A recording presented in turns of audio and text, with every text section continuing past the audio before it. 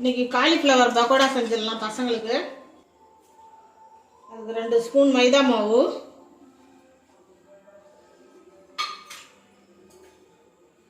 2 spoon cornflour,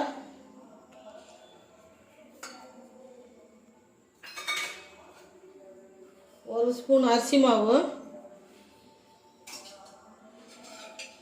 கொஞ்சமாக கரம் மசாலா,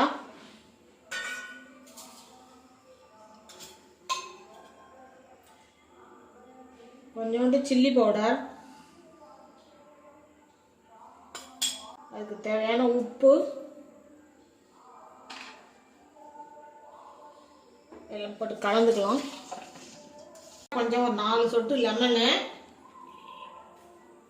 பாருங்க, ஒரே 1 ஸ்பூனு ரவா மொறுமொறுன்னு இருக்கும். அதுக்கு தான் காலிஃப்ளவர் வந்து நான் ஒரு 10 நிமிஷம் சுடுதண்ணியில் கொஞ்சம் உப்பு போட்டு 10 நிமிஷம் ஊற வச்சு எடுத்து தான் செய்கிறேன். அதே மாதிரி நீங்களும் ஊற வச்சு செய்யுங்க.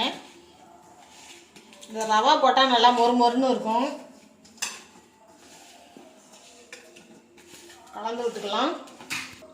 அடுப்பு பற்ற வச்சுட்டேன். எண்ணெய் ஊற்றிக்கலாம்.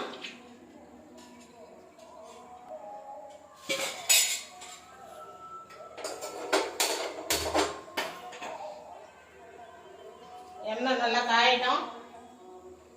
எண்ணெய் காஞ்சிடுது. ஒன்று ஒன்றா போட்டுக்கலாம். இதில் நான் எந்த கலரும் போடல, அதனால் கொஞ்சம் வெள்ளையாக தான் இருக்கும்.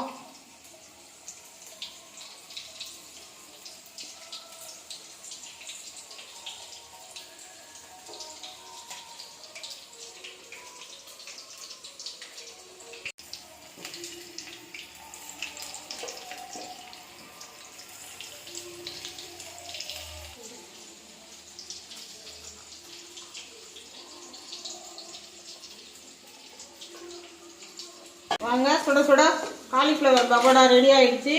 இந்த மாதிரி ஸ்கூல் விட்டு வர பசங்களுக்கு செஞ்சு கொடுங்க. இந்த மாதிரி செஞ்சு சாப்பிட்டு பார்த்துட்டு எப்படி இருந்ததுன்னு நீங்கள் கமெண்டில் சொல்லுங்கள்.